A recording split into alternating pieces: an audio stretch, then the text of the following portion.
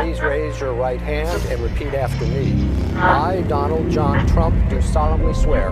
I, Donald John Trump, do solemnly swear. That I will faithfully execute. That I will faithfully execute. The office of President of the United States.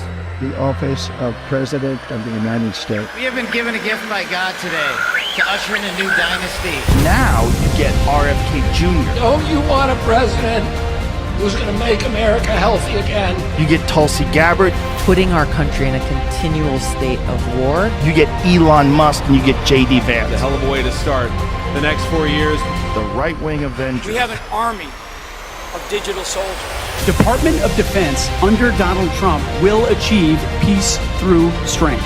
Shut down the FBI Hoover building on day one. A rescission of 78 Biden-era executive actions, executive orders, presidential memoranda, and others. The golden age of America has most definitely begun. Begin preparing the 30,000-person migrant facility at Guantanamo Bay. We are getting the dirtbags off these streets. There's one guy who can fix this shit, and it's Donald Trump. What's storm, Mr. President? You'll find out.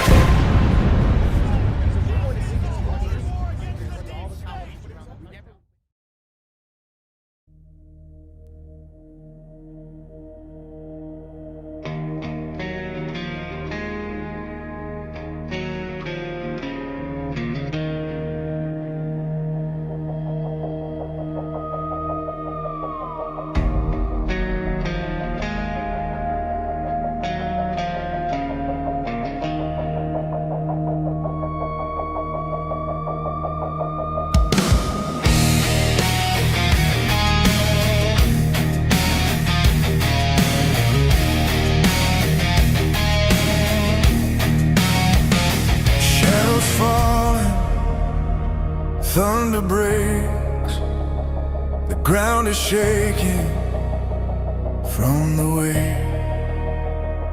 Voices crying in the night, but freedom burns a steady light. We hold the line, we won't let go. Through every trial, the truth will show. This is your daily dose. Open your eyes, see through the smoke, see through the lies. Rise from the silence, hear freedom's call. One voice, one people, united we stand tall.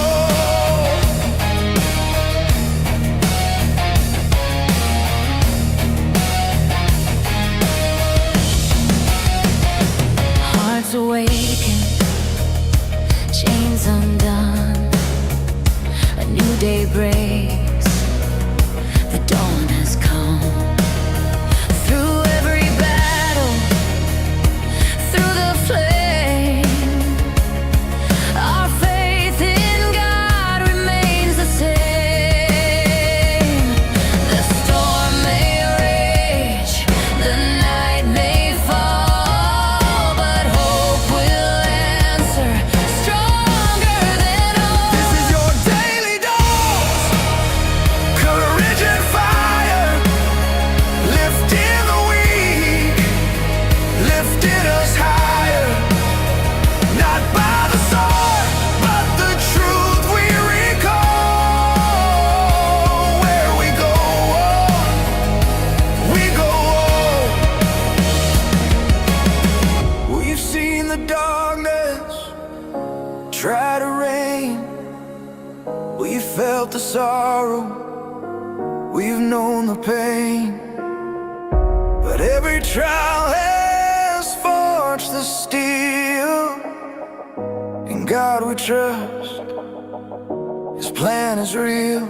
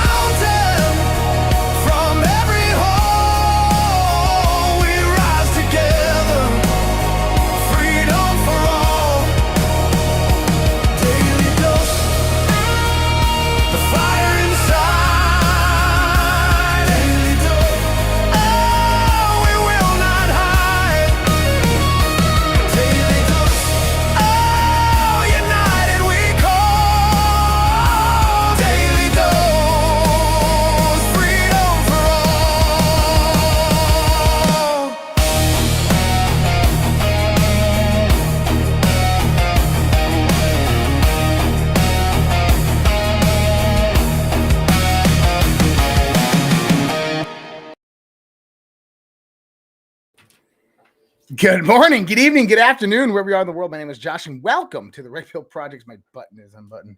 Daily Dose live with you Monday through Friday. Hope everybody is doing well out there and had a fantastic weekend. And man, lots of stuff happening around here, man. Pretty crazy time to be alive, witnessing and watching and seeing what is occurring right now. Lots to go over, from Epstein all over. We're going to talk about it all. If you caught the Q After Hours show last night, I did touch on Epstein a little bit. I could have done probably 8 hours on that topic, but I'm definitely not a professional like some people out there on that topic. But I know a little bit, right? So, there we go. So let's just get rocking and rolling. Let's take care of the news and updates this week, November 17th, 2025. Donald Trump's meeting with MBS and Elon Musk at the White House. This is the Crown Prince of Saudi Arabia. Interesting new deal came about with that, with F-35s going to be sold to Saudi Arabia. This is a reinforcement of what we've already talked about geopolitically.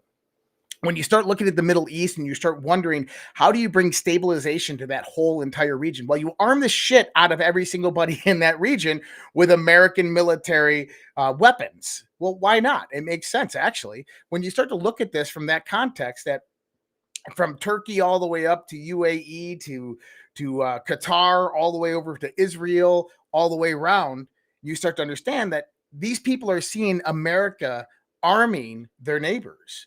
They say, well, how do we get that level of protection? Well, you have to come to the table. You have to make deals and negotiations. You have to eradicate terrorist organizations from your countries. And many of them are going to follow suit. And this is how you bring mass stabilization to an entire region, especially in the process of development of that region. And we've talked about that as another aspect. And it's kind of funny to say it like this, but it's the truth. Is that when you have trillions, hundreds of billions or trillions of dollars flowing into a specific area, let's just take Gaza, for example. When you have hundreds of billions of dollars flowing into Gaza to build hotels and skyscrapers and to have, various different businesses headquartered out there, the last thing that those people who are investing the hundreds of billions of dollars, who, by the way, is Saudi Arabia, it's UAE, it's Qatar, it's American philanthropists, when they're investing that money, the last thing that they're going to allow is a terrorist organization to rise up and start bombing shit. It very rarely ever happens. And that's another interesting tidbit, isn't it? It very rarely ever happens in the Western world. Why? Because they don't want to ruin the infrastructure that makes them money. But then that coincides directly back to who are the perpetuators of these terror. Now you start to see it. People are like, well, hold on, 9/11. Oh yeah, 9/11. I'm pretty sure Larry Silverstein, when he took out his, $1.3 billion insurance policy after realizing that asbestos was in the Twin Towers, knew that just a month later that the Twin Towers would fall to a terrorist attack, especially after the one day in 28 years that he missed work. I mean, come on.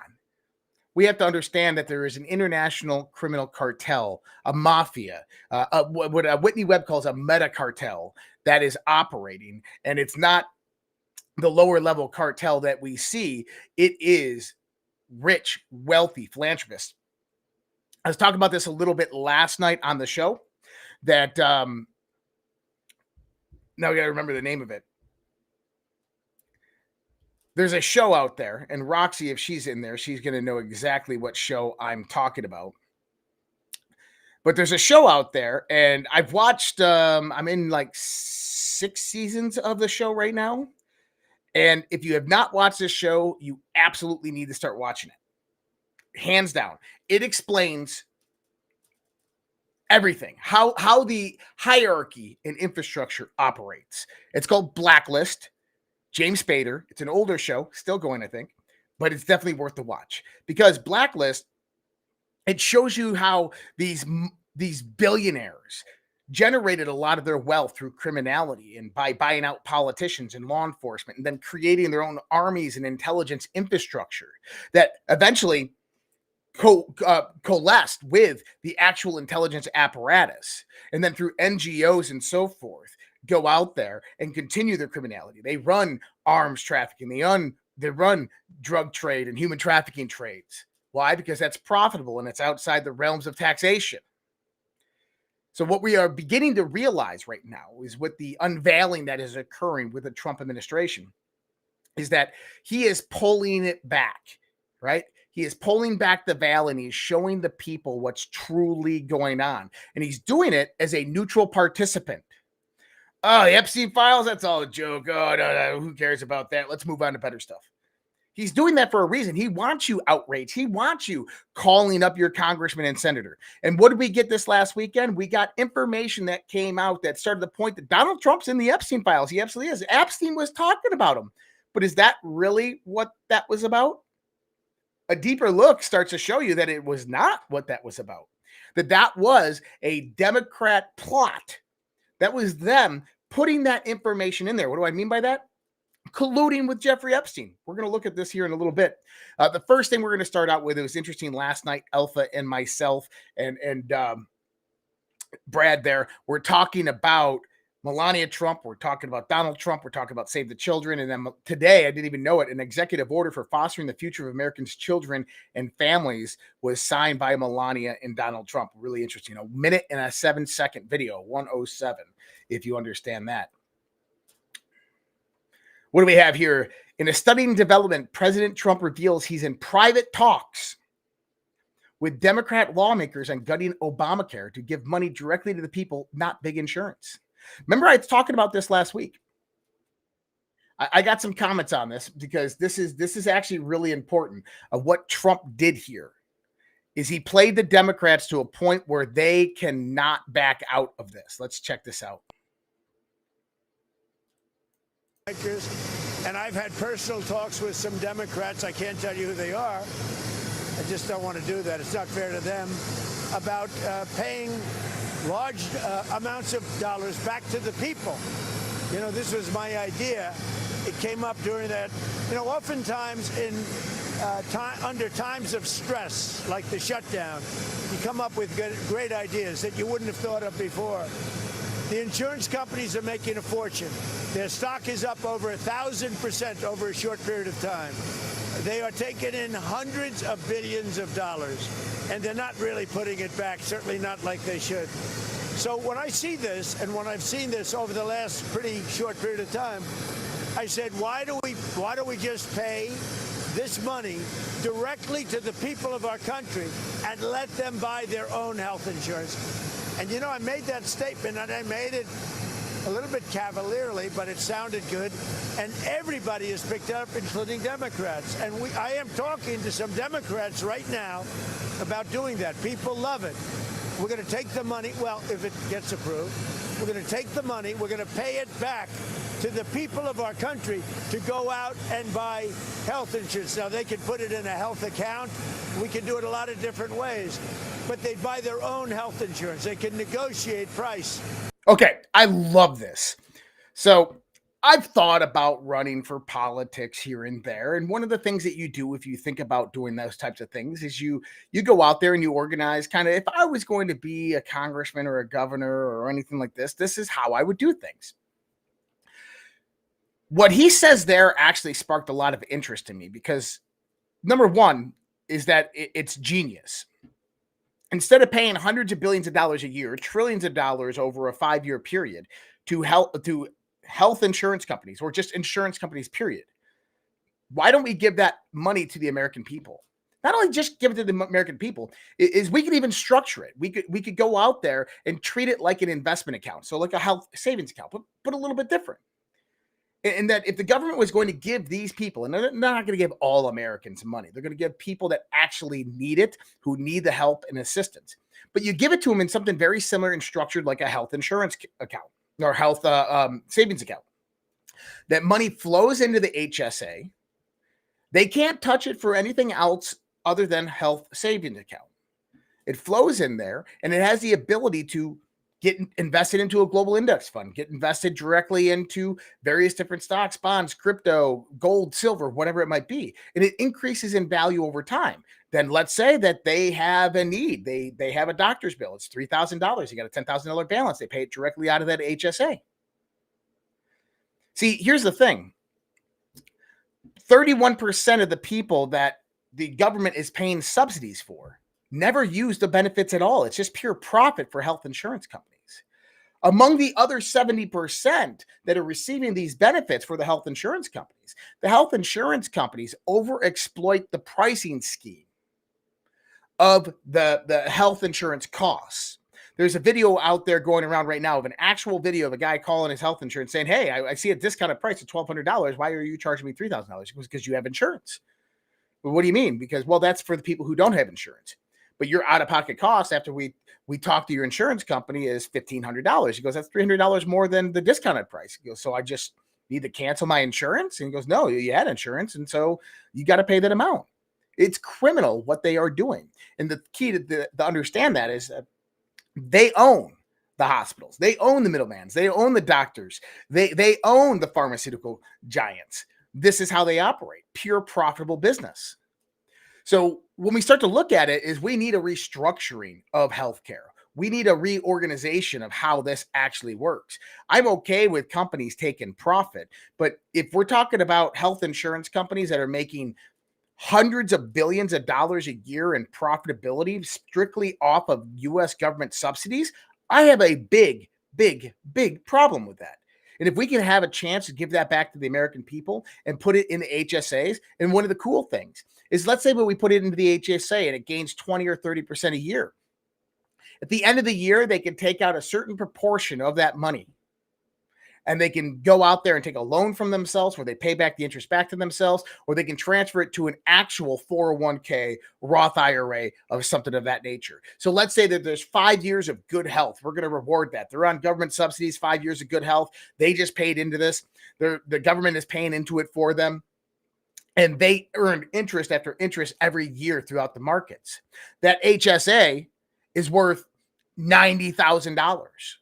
Wouldn't it be great that after 5 years, that $90,000 unlocks and you can transfer it into an IRA or a 401k or something of that nature, or something that you have more versatility over, or just a proportion of it, and that you could draw actually cash out of that to help substantiate your living, your cost of living? I'm just saying there's a lot of methodologies that we could think about that actually do what Donald Trump's saying. And here's the thing. We don't have to limit it to just health insurance. We should be doing this for homeowners insurance. We should be doing this for vehicle insurance. We should be doing this for all types of insurance, because it's a system that when we start to realize it, it cuts out that middleman. That if we redesign the whole health insurance system to move away from literal insurance agencies and move towards savings plans that are invested strictly the way the government looks at them and says that they can be invested, but have a percentage interest that's gained over the years, of where you have basically companies that come in, collateralize that, and then issue you loans if you have exceeding amounts that need to be pulled. I think that that would be way more beneficial. That's just my thought. But we'll see what happens. I want to see what the Trump administration has in store for all of this. Trump U.S. Attorney Lindsay Halligan of the Eastern District of Virginia wins the temporary stay of an insane order that the U.S. Magistrate Judge William Fitzpatrick, carrying the water for James Comey. So last week they tried to basically shut down James Comey's case and just say it was dismissed without cause.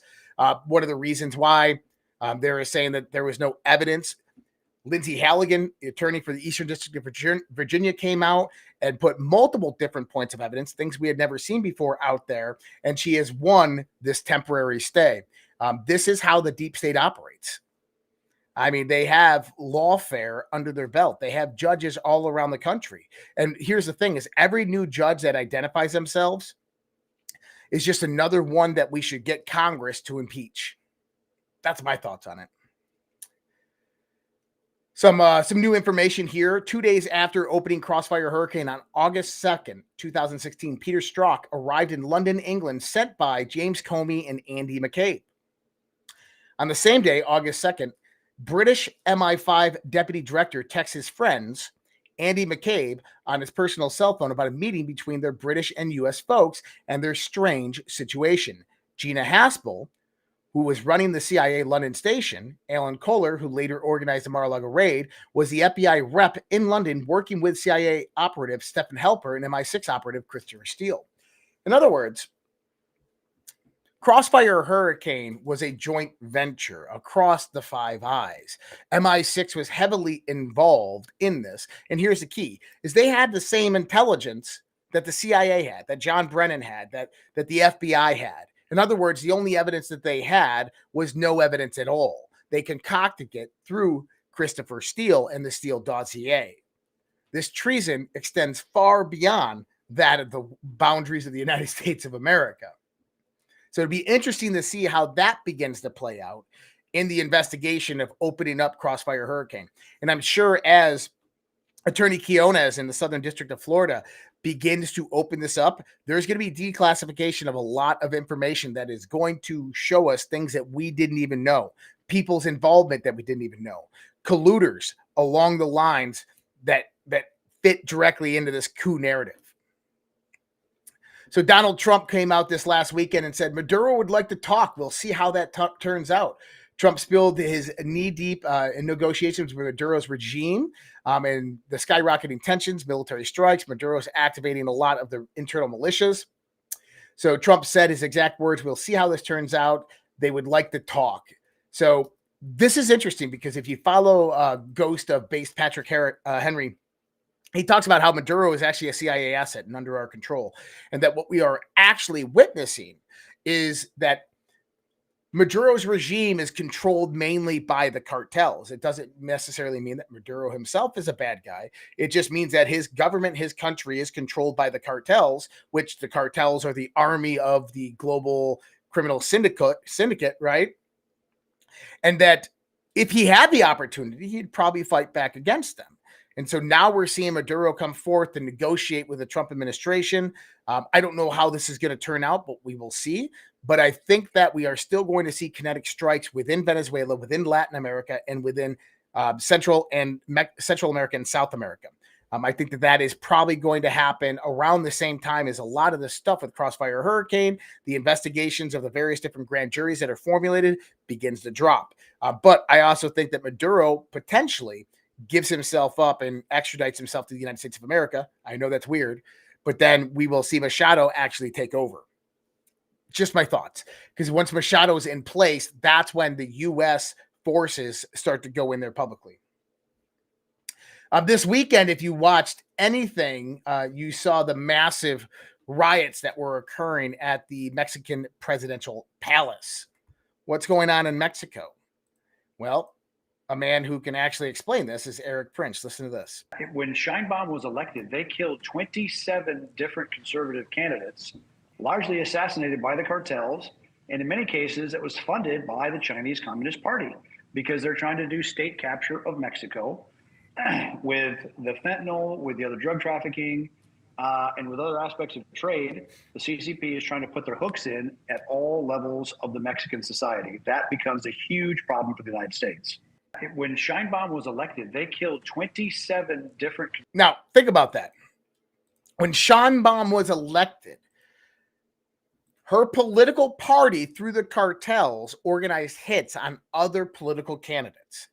More recently, we had a mayor of a region that was killed by the cartels, and that's what spawned this massive riot this weekend. So watch this intelligence officer talk about Sheinbaum and Mexico right here. Why don't you think she wants any intervention? Because she wants Mexico to stay Mexico. She doesn't want to see American forces coming in. She doesn't want Mexican people to feel like their own government can't deal with it by themselves. And don't they already feel like that? 100%. But you can't admit a loss.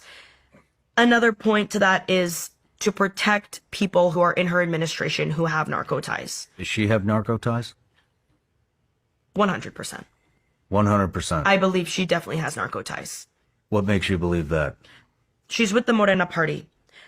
So many political figures in this party have now, just recently, been sanctioned by the U.S., had their visas revoked by the U.S., have been tied to shell companies in the U.S. that are cleaning money for the cartels. Mm-hmm. This was the most violent Mexican election in the history of Mexican elections. Why were people dying at the polls? Why were armed men showing up to voting stations and Exactly. This was a coup in Mexico that got Sheinbaum actually elected. And so if you guys didn't see it, this was a scene from Mexico this weekend because the people of Mexico have had enough.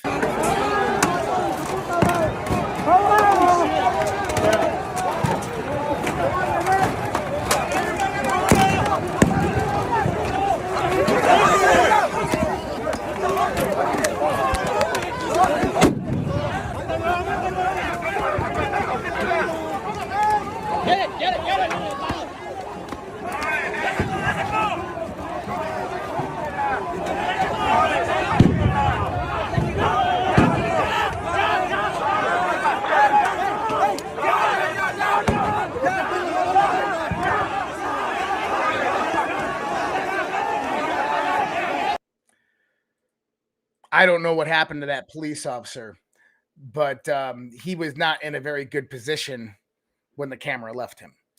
And those were lock cutters that he was being smacked on in the head and the back. The people of Mexico are pissed. And they're pissed because they want their country back. See, imagine what it would be like if Mexico wasn't ran by drug lords and cartels and international criminal organizations or funded by the Chinese Communist Party to be that. Oh, yeah. That's the big part about this. Is that the Chinese Communist Party has a major part in what Mexico is today, all of Central America and South America. The Belt and Roads Initiative had been working through there. The problem that we saw with it is that China was getting too close to American territory. That was their point. That was their intention. But we know that China had been sending their special forces to actually train and operate with cartels throughout all of Mexico. Not only that, is they've been funding them with new uniforms and weapons and drones and everything else that you would need to run an army. In other words, the cartels in Latin America, Central and South America have become mercenary armies for the globalists. This is why there's a concerning aspect of all this.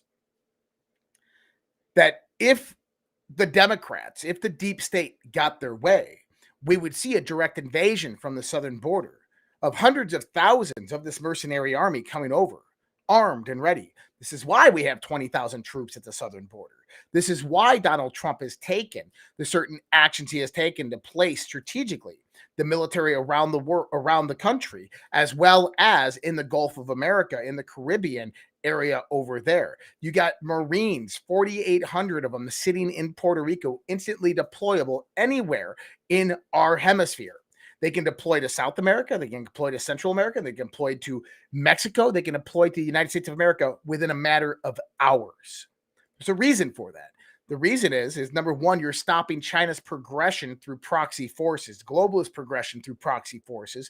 And number two is you're dismantling the infrastructure of this mercenary army that's been created over the last 15 years. So huge. That the people of Mexico were actually standing up and fighting back now. 1 second, I just got to check something real quick.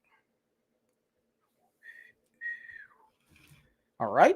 The United Nations Security Council has officially adopted President Trump's Gaza peace plan.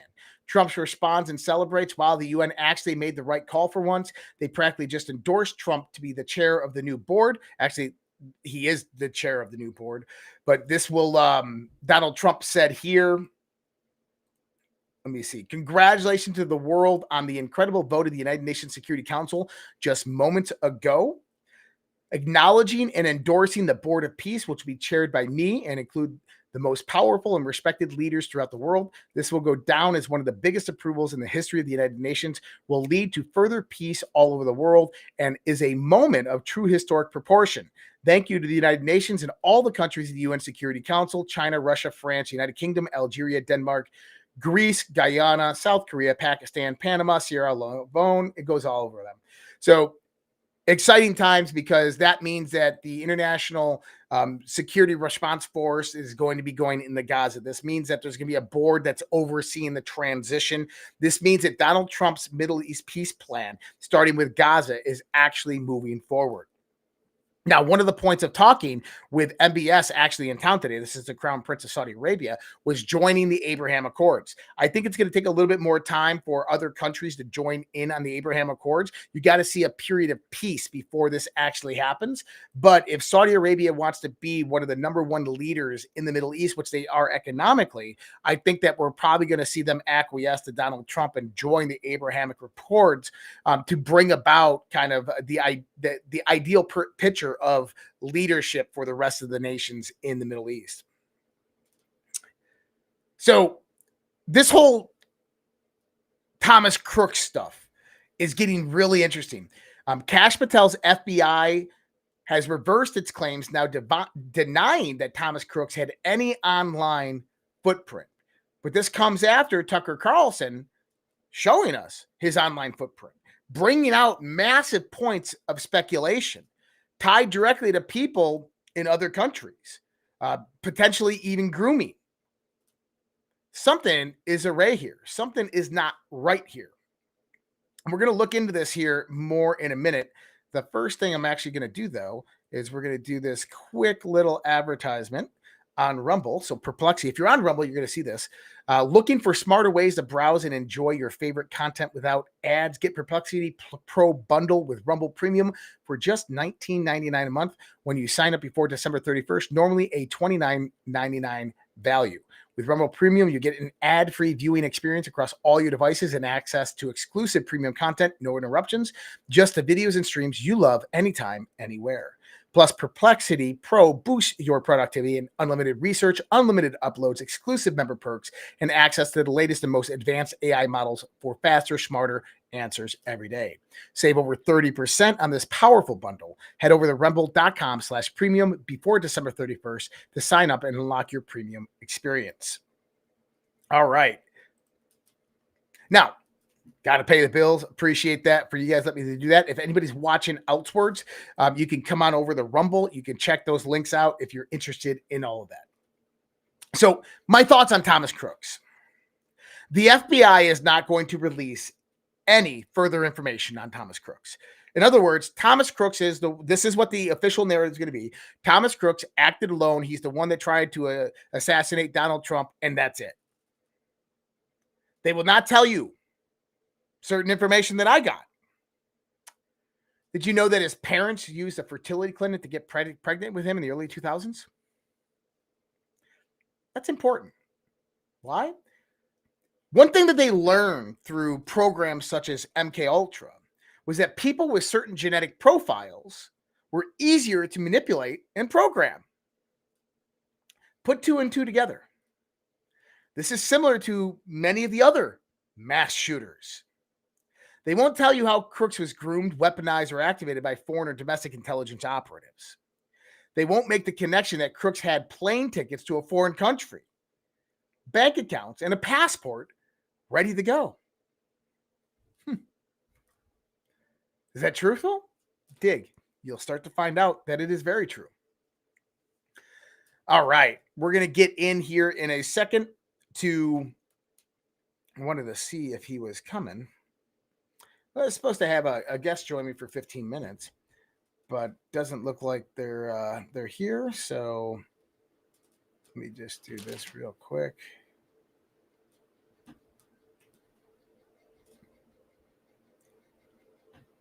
Well, if he pops in, we'll just sidebar over there.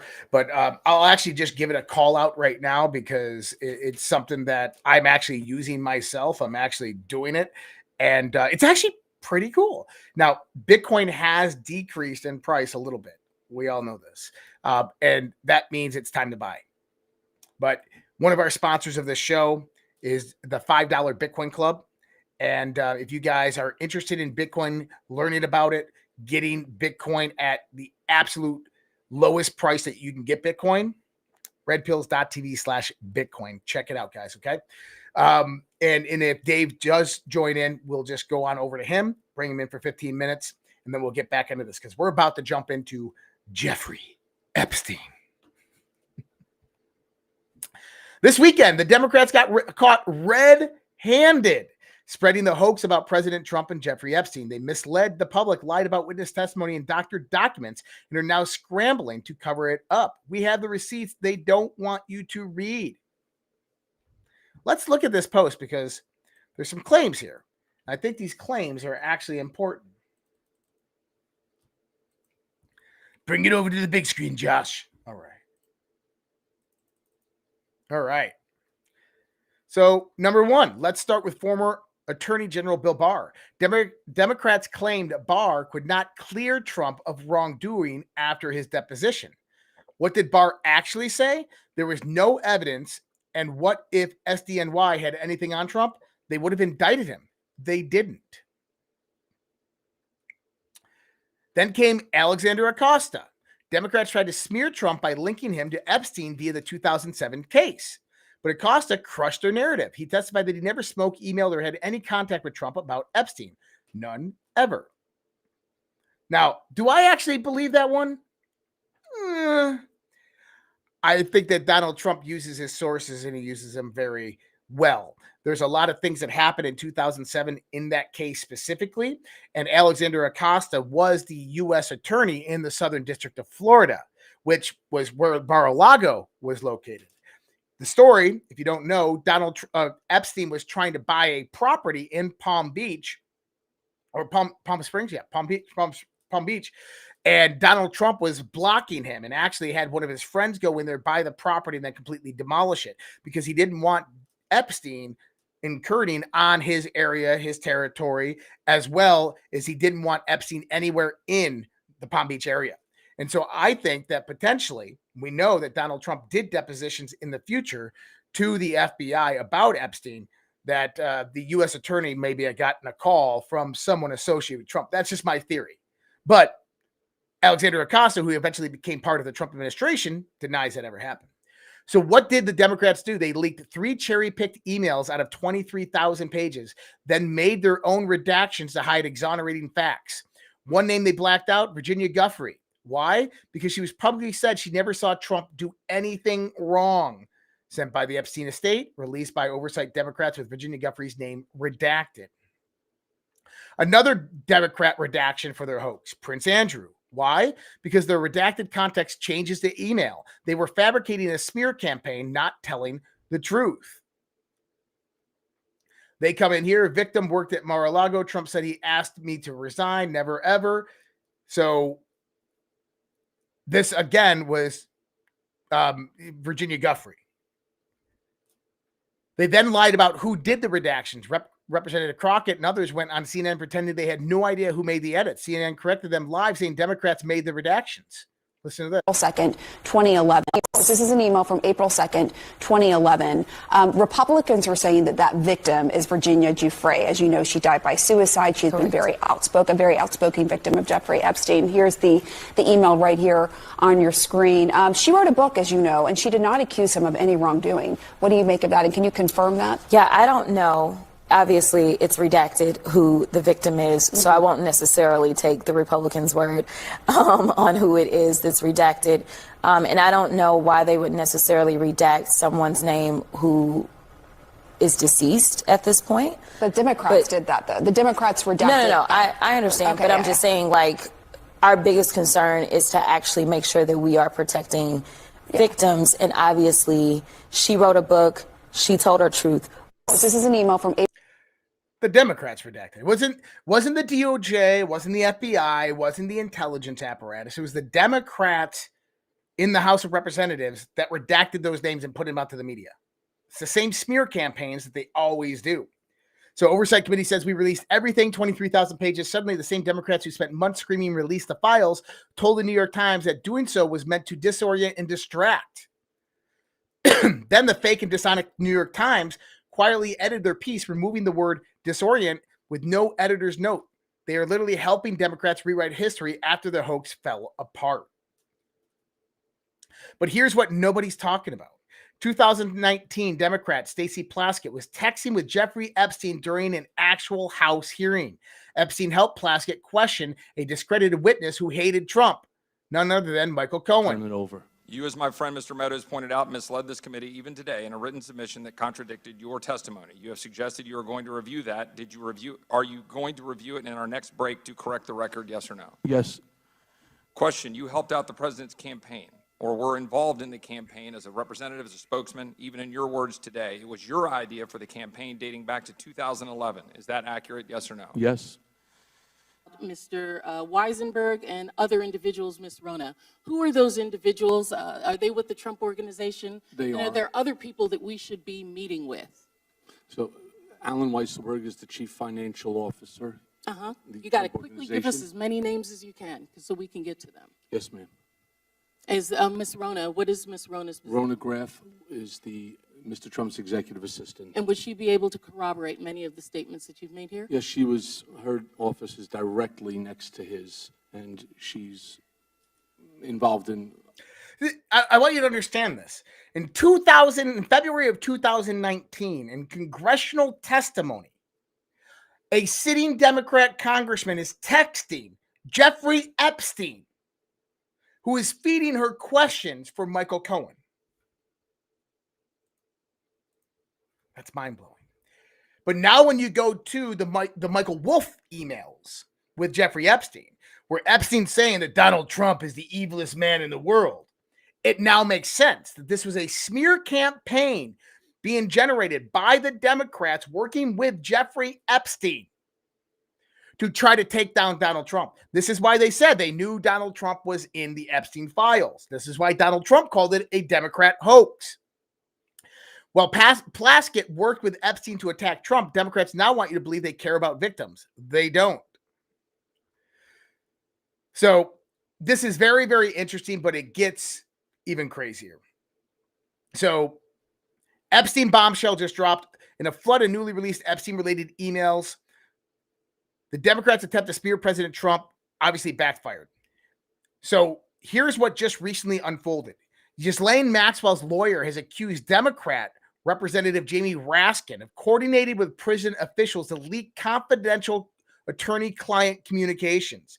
Those prison officials have now been disciplined, confirming something seriously wrong took place. A moment later, Attorney General Pam Bondi announced she is appointing Jay Clayton, acting U.S. Attorney for New York City, to investigate Democrats' ties to Epstein and determine whether anyone crossed into criminal territory. Now, I have a problem with that because, and let me pull up this one, you got to understand who Jay Clayton is. Jay Clayton's appointment is actually kind of a bad thing. Jeffrey Berman was pressured to step down by the first Trump administration roughly a year after prosecuting Epstein in 2019. And this is from Whitney Webb. She says, as I recall, it was around that time that Berman was targeting Steve Bannon. Bill Barr tried to have Clayton replace him in 2020, but was unsuccessful. Clayton spent time waiting to be ushered into the position by Trump earlier this year at Epstein associate Leon Black's Apollo Global in a board position they seemingly made just for him. In other words, Clayton is the guy the first Trump administration and Bill Barr specifically wanted in to replace the people who had Epstein and later Maxwell arrested.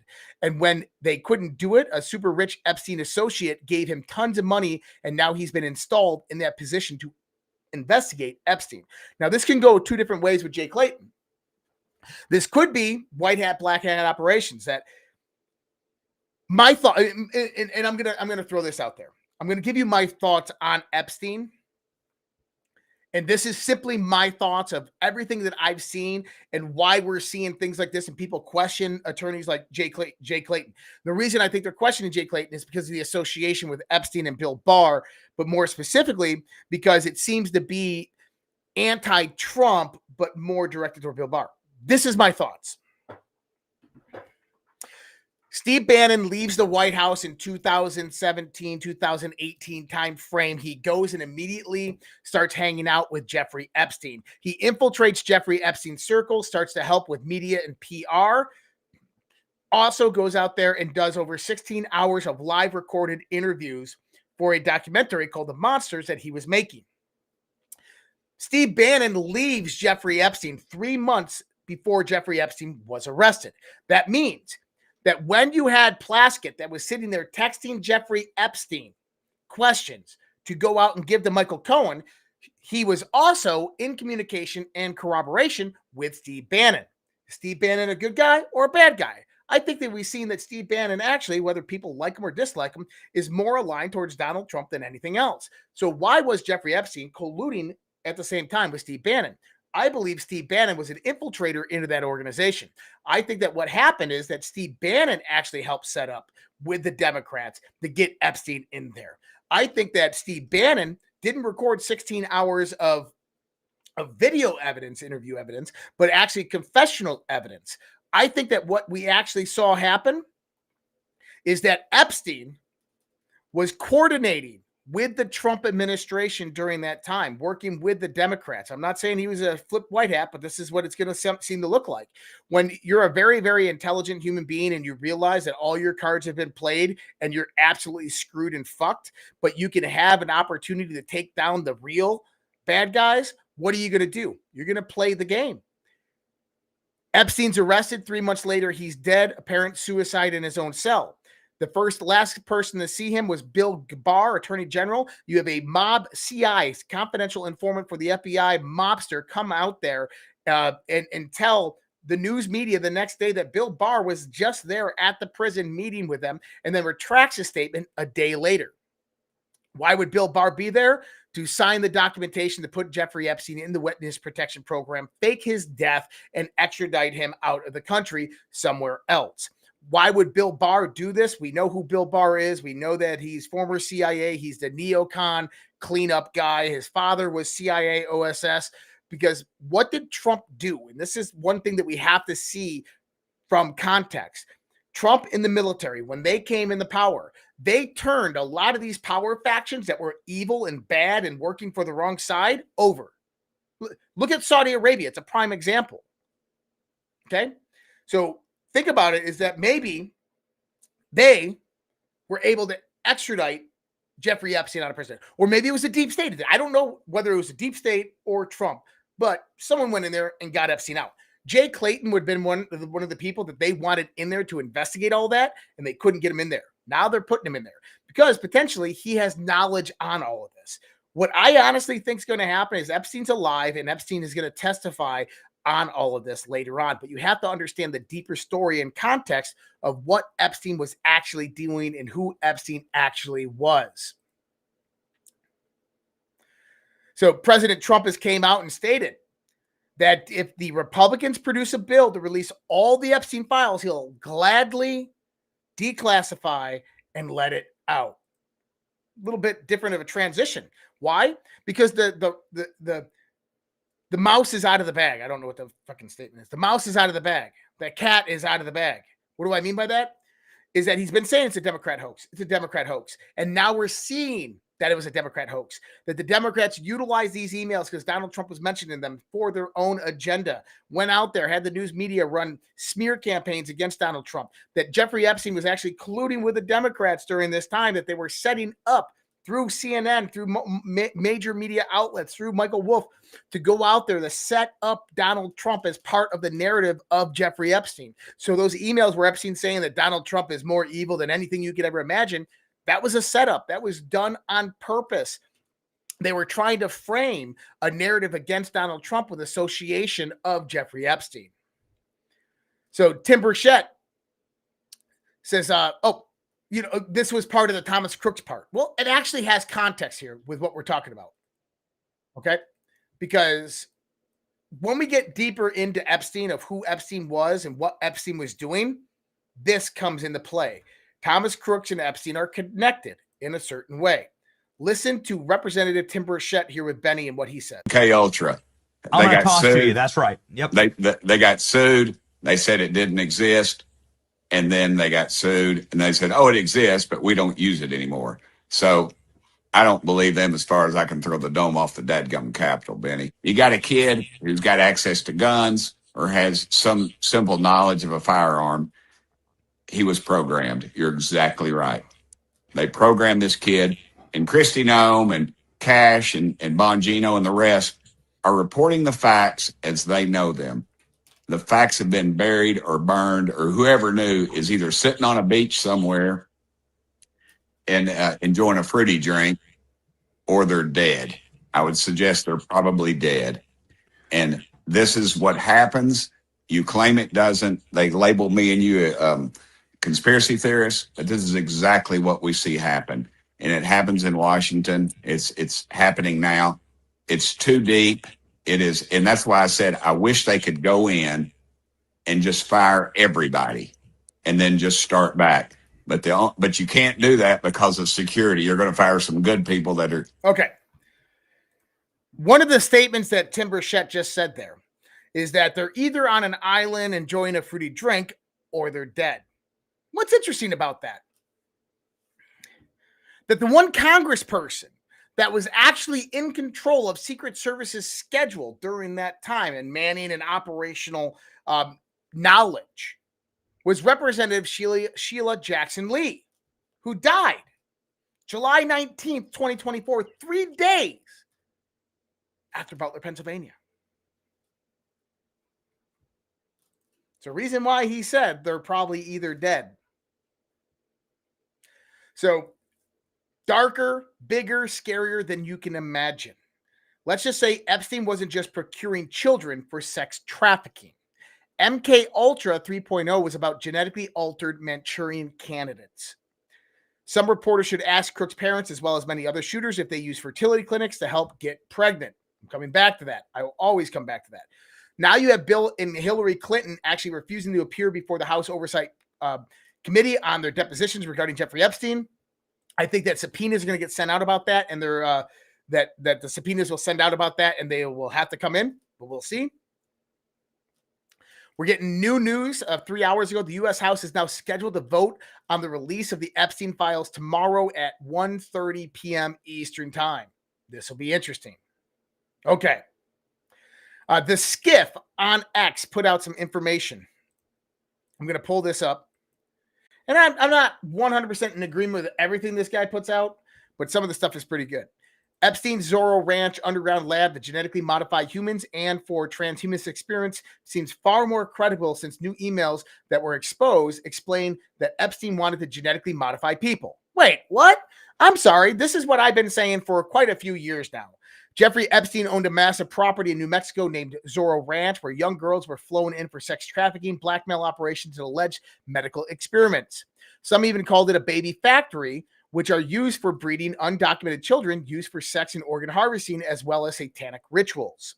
Zorro Ranch is literally in the middle of nowhere. It even had private runway for his private aircraft. Zorro Ranch is located 200 kilometers from Dulce, New Mexico. It is known to have an 8K square foot underground floor and is rumored to go even deeper. But what was the secret underground location really used for? And this is the million-dollar question. Multiple prominent scientists stated that Epstein was conducting experiments and wanted to seed the human race after a large cataclysmic event took place by genetically impregnating a large number of women. Epstein was obsessed with transhumanism, the perfect race, and everlasting youth.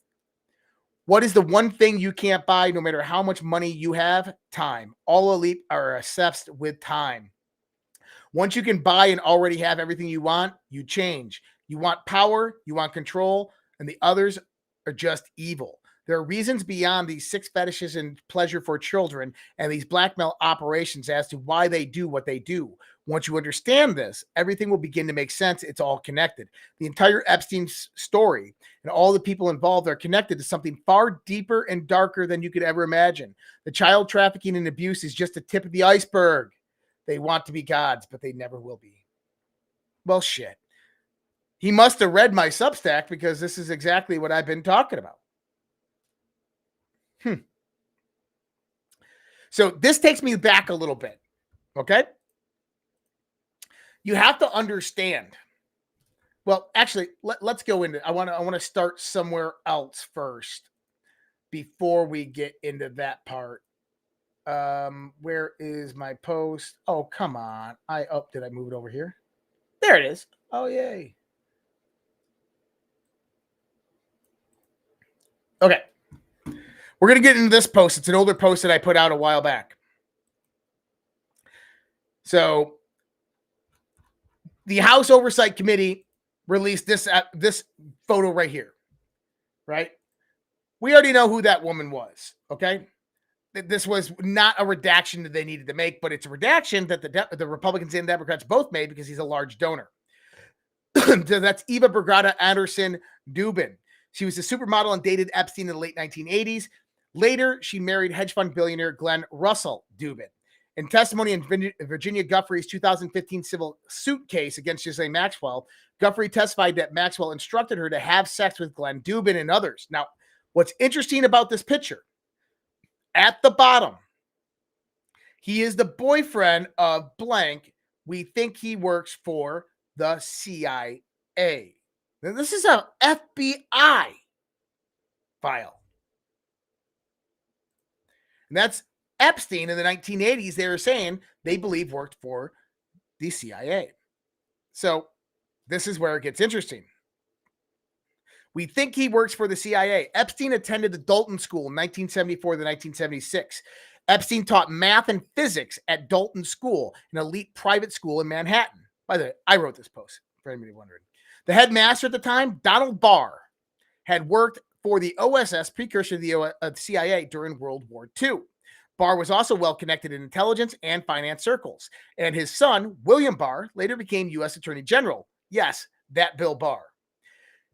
If Epstein was flagged as a gay child in high school, gifted and extraordinary education, or gifted and talented education, Epstein was flagged as mathematically gifted but unprecedented talent with social skills.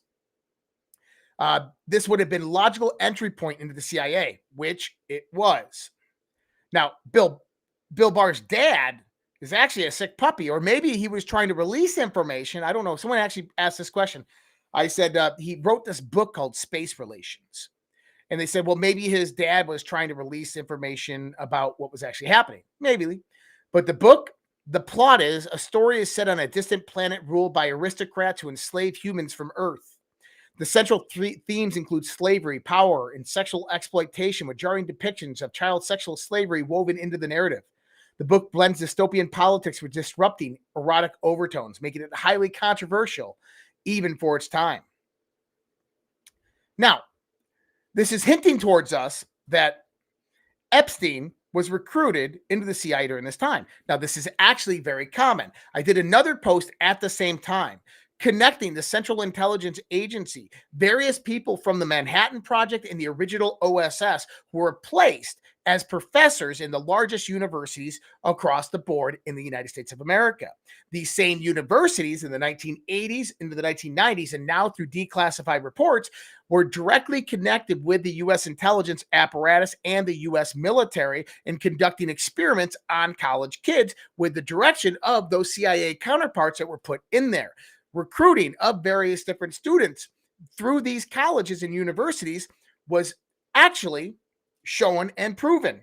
The most notable, a master physicist, mathematician and physicist who attended Cal Berkeley in the 1960s. This guy wrote a thesis paper that changed all of physics and mathematics.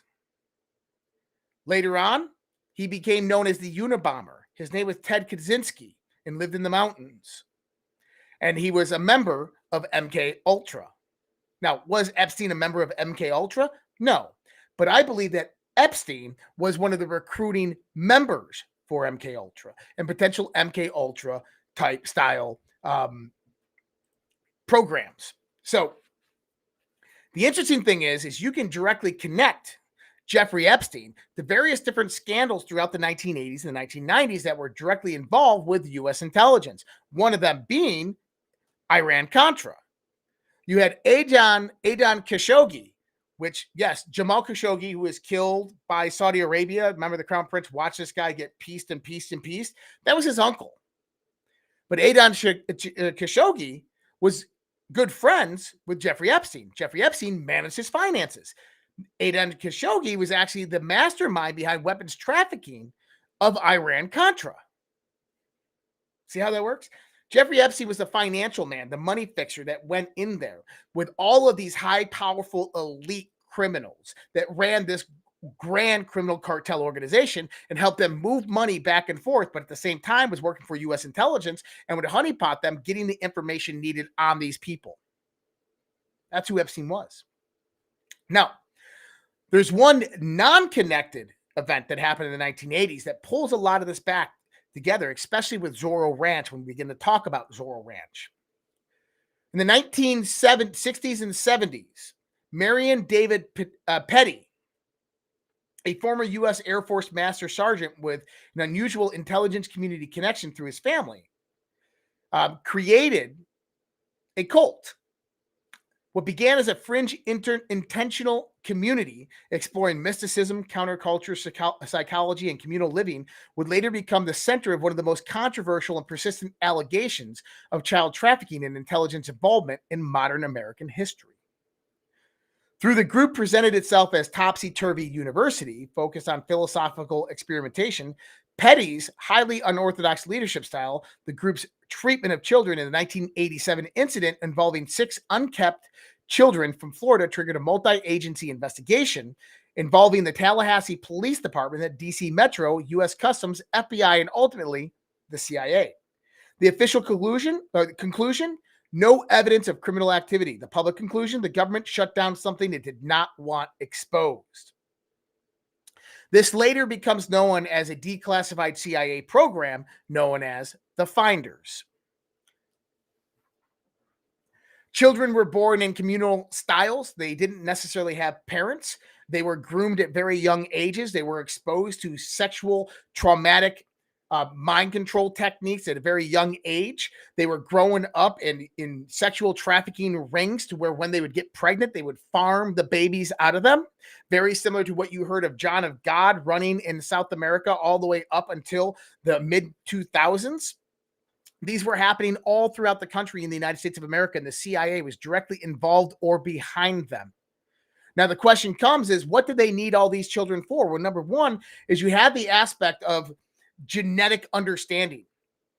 See, during MK Ultra, one of the things they realize is that there's genetic predispositions to people who can be like hypnotized or put into trauma-based mind control.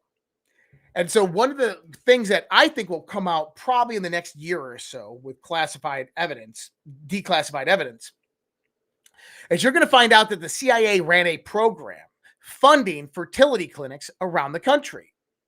And what they did is they went in there and swapped out various different pieces of fertility stuff, sperm, with people that they knew had a genetic predisposition towards MK Ultra, towards mind control. Those fertility clinics ran, they tracked those kids throughout their youth, and then they targeted them later on, knowing how they would be susceptible to mind control. These later become active shooters, school shooters, assassins. In other words, they were training MK Ultra style Manchurian candidates through genetic breeding. That's just one part of it. The other children, you have farms that are being grown. They're building an army. But the number two part is they're doing genetic research on these children. Jeffrey Epstein, towards his middle years, was a procurer of children. He would go out there and he would get children from third world countries or even the United States of America. He would procure them for various different organizations.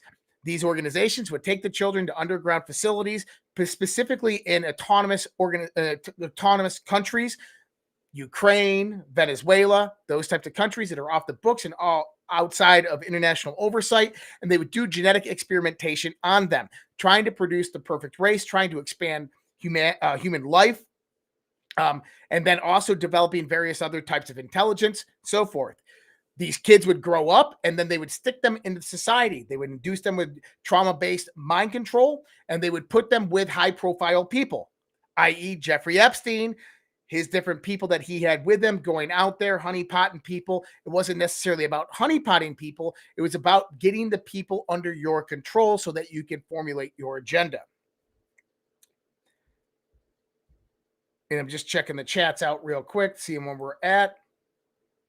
Now, isn't it interesting that the Republicans were, the Biden-Harris administration placed 450,000 unaccompanied migrant children with unvetted sponsors, many of who were sex trafficked by gang members and abusers. So sex trafficked with gang members and abusers, yes, that's one part of it. But a lot of them were taken to what I believe to be, like Zorro Ranch, underground facilities. And in these underground facilities, there's genetic experimentation going on. Catherine Austin Fitz, she's talked about the 34 trillion missing dollars stolen from the American people. And she has the receipts to prove that over the course of the last 20 years, that amount of money has been stolen, but it was allocated into construction of underground military complexes, of which she theorizes that there's over 137 underneath our feet here in the United States of America. What's going on in them? Your guess is as good as mine, but what I think it is that you have autonomous regions and zones that are set up, and these children are being taken down in there. Number one, genetic experimentation. Number two, to produce an army of Manchurian candidates that are later released into the world and can do damage or whatnot. You got to remember, these people are really smart and they have an end game, and that they're not going to just let Donald Trump take them down. Understand? So I think that a lot of this is going to come to fruition. A lot of this is going to come out. Now, how does Epstein tie into this?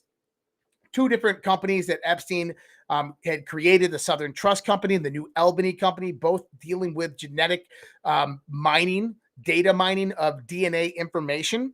Epstein would utilize these companies to go into third world countries, take children, have children taken from, well, we don't know if this is what, but he would take the genetic information from the children, biometric information from the children, and then he would sell it off to data brokers like Google and other types.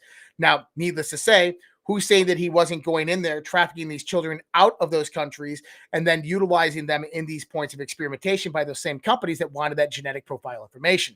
Why do you use children? Because children have a DNA that is more purified and undamaged than an older person. And so when you're doing genetic research or you're doing CRISPR-Cas9, mRNA type of level of technology trying to change the genome, these are what you would want to use as children for that level of experimentation. This cabal is sick. These people are sick, but this is who they truly and really are. Now, I would go further into this, but my voice is actually starting to hurt.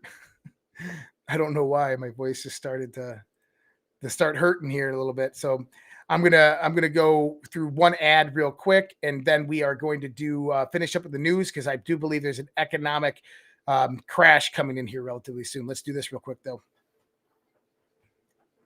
Let's be clear, cryptocurrency is no longer emerging. It's here. And the latest move cements that reality in the biggest way yet. Trump Media Group just inked a massive $6.4 billion deal with Crypto.com, the world's top crypto platform. They're teaming up to scoop up $6.4 billion in CRO, the powerhouse token that fuels fast, low-fee DeFi, staking rewards, and real-world perks like cashback on your spends. To launch America's first CRO treasury. When it's done, this new company will be the biggest CRO holder out there. Want in on the action? Head to Crypto.com today and grab some CRO. Let's make crypto great again. All right. I wanted to go in here real quick, and I got to just check a few more things.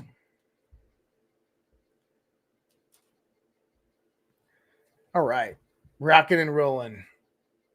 So the Epstein stuff is incredibly sick. You know this. I know this. But it's much deeper and darker. A lot of the stuff that you're going to see is not going to come out due to national security reasons. Why? U.S. intelligence was directly involved with Jeffrey Epstein. He was one of their middle management intermediaries, helping them run programs, helping them control people, helping them to move money across the board, and he made billions off of it.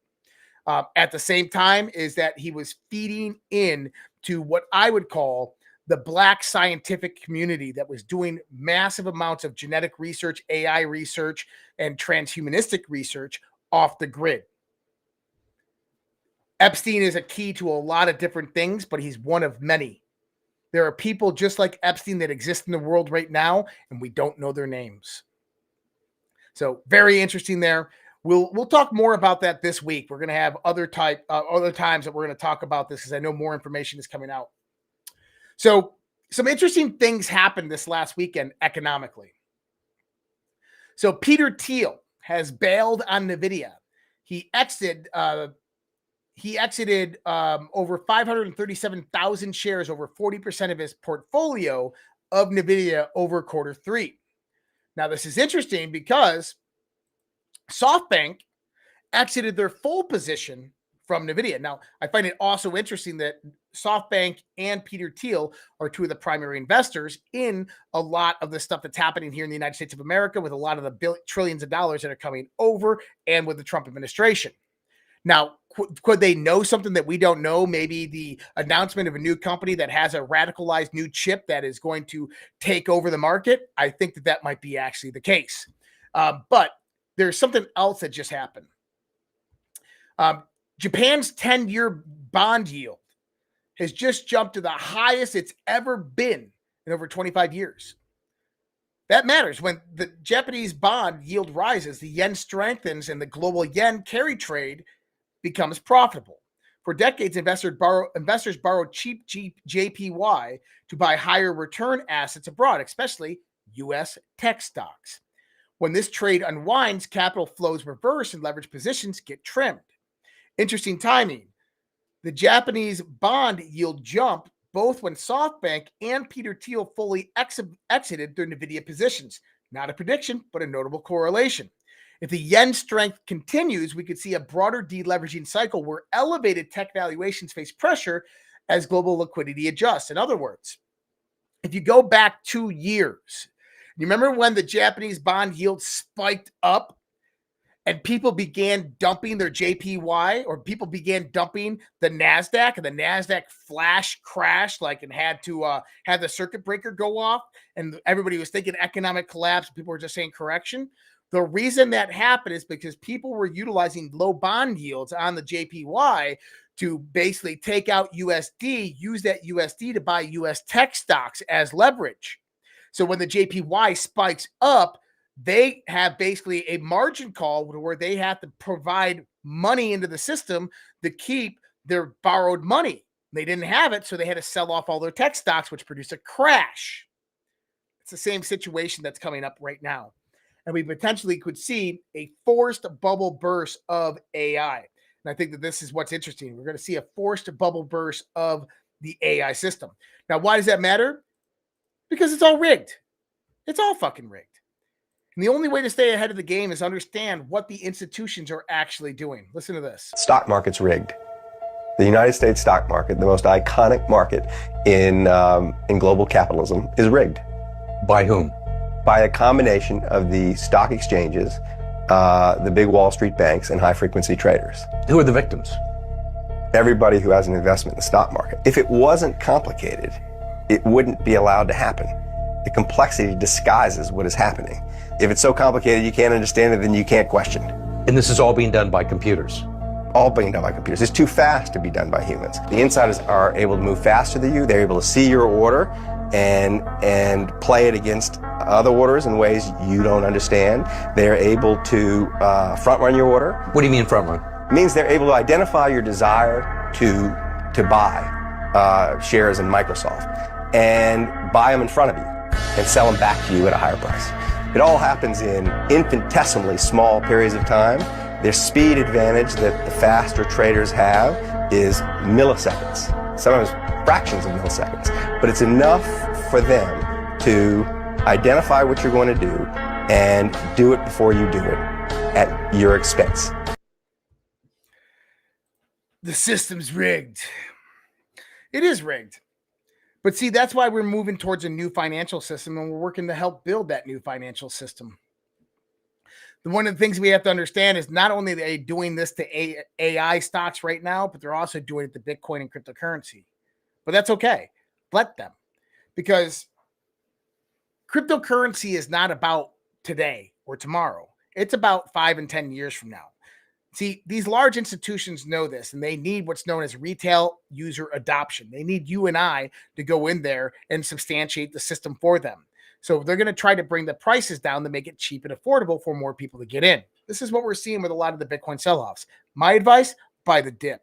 But on the context of the Wall Street and the New York Stock Exchange, once this system moves over to AI and blockchain kind of correlated, a lot of that changes. The majority of that manipulation goes away, or at least we hope it does. I want to give a call out to Sohak over there on Rumble. Wish I could do more, but you're very much appreciated, Josh. Thank you so much, Sohak, for the $5 Rumble rant. Appreciate you, bro. What else do we got here? I think that's it. I could cover those tomorrow or something. It was just another story of Michael Leifelsberger, but I want to talk about that later on. I'm actually trying to get a guest that I want to bring on to really help me talk about that type of topic right there. Man, we're at an hour and 16 minutes. Holy shit. I didn't realize we went this far over. How we doing, guys? We doing well out there? I appreciate it, y'all. You guys are amazing people. Thank you so much for all the support over the years and for being a loyal audience, a great audience, for sitting out there and chatting it up. And congratulations there on Rumble. We just hit 46,000 subscribers. Let's get those likes up on that Rumble. I'm only seeing 31 likes on that. There's no way. There's got to be more likes than that. 414 likes, but we just dipped over 46,000 subscribers on Rumble. So thank you so much, guys. Appreciate that. On our way up to 50,000. Same thing with X, on our way up to 56,000 or 50,000. So if you guys can go over there, if you're not subscribed to those channels, go over there, help the algorithm, hit the subscribe button over there, hit the like button over there, get these things trending, get this news and information out there. But I appreciate all of you guys more than you'd ever know. So much love, respect. God bless. I'm going to leave you guys here with a song that I wrote the lyrics to. Hope you guys like it, just like the song that we played there at the beginning. Wrote the most of the lyrics of these songs. So we're going to pull this one up there. We're going to take this bad boy off. We're going to throw that one up. And if you want to get this music, you can find it at the links below. Much love, respect. God bless. Take care. Have a great night, guys. We'll see you next time.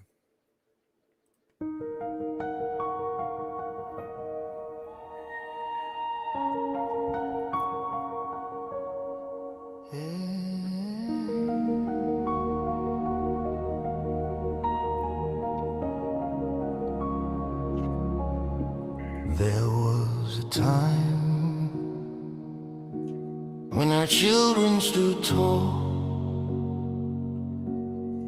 hand on their hearts, one voice for all. There was a time when honor had weight, when the flag was a symbol, not a debate.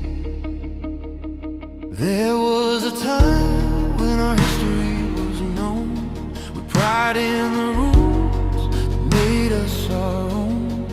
There was a time, respect for the brave, for those who bled, for the lives they gave. Now the homeland burns in silent war. Truth is twisted, we can't ignore. Voice still calls, we the people will not fall. There was a time, but the time isn't near. The great awakening is here. Dark to light, veil under, patriots rise. We are one, land of the free, home of the brave. No more silence, no more slaves. Answer the call, take back the fight. Children of freedom, stand for the light.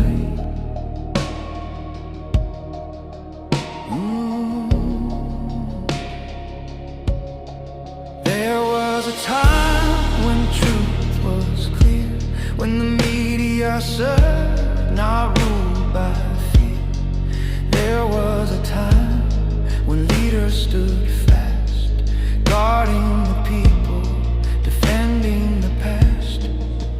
Now corruption wears a crown, lies are fed to tear us down. But Q said watch, and Q said see. The silent war will set us free. From the front lines, soldiers stare, wondering if we're still there. Their blood, their hope, their sacrifice will not be sold for a last price. There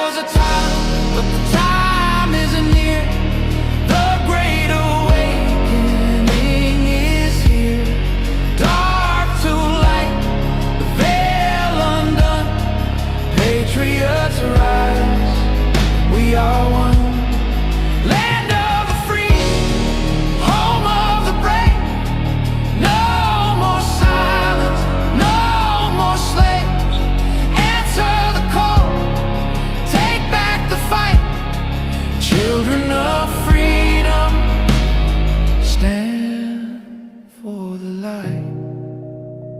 Freedom is never more than one generation away from extinction. It must be fought for, protected, and handed on. Or we will spend our sunset years telling our children what it was once like in the United States where men were free. There was a time is near, the great awakening is here. Dark to light, veil undone, patriots rise, we are one. Land of the free, home of the brave, no more silence, no more slaves. Answer the call, take back the fight. Children of freedom, stand for the light. There was a time, there was a time, now is the time. Do it.